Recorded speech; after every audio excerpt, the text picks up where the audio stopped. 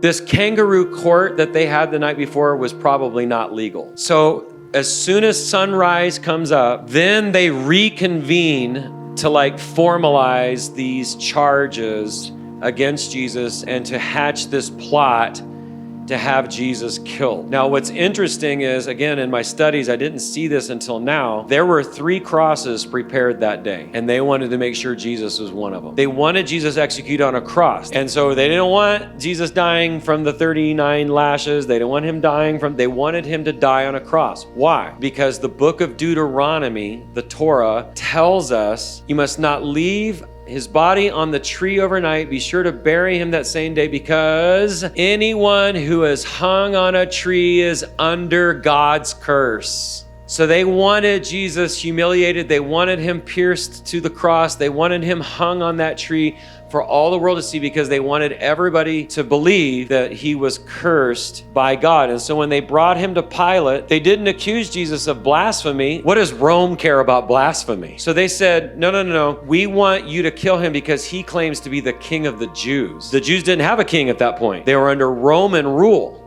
So their king was Caesar. And so what they're accusing Jesus of is challenging Caesar's throne by claiming himself to be the king of the Jews. And this is what the charge was that Jesus was executed under. As I was preparing the sermon, these people, the Sanhedrin, are the equivalent in today's day and age of the General Council of the Assemblies of God, the district leadership of the Foursquare Church, the bishops of the Catholic Church, like the elders and leadership of the religious system in Israel of worship to Yahweh, the one true God. What would cause them to be so full of hatred to want to that they couldn't discern the God that they claimed to worship manifest in the flesh? What was it that caused them to miss it? And I have to confess to you, Jared, I'm thinking, man, I hope I'm never like that.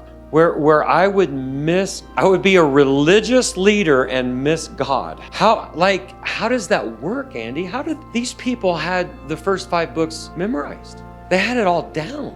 They'd grown up worshiping the one true God of Israel. But when the Word became flesh and made his dwelling among us, they not only missed it, they had him crucified. And it was that their religiosity and their robes, their expertise in the matters of the law and how much they knew, at some point in their journey, it stopped being about God, and it wasn't for his glory anymore. And they would appropriate the name they considered to be too holy to say or write, Yahweh, and they would appropriate that name for their own glory.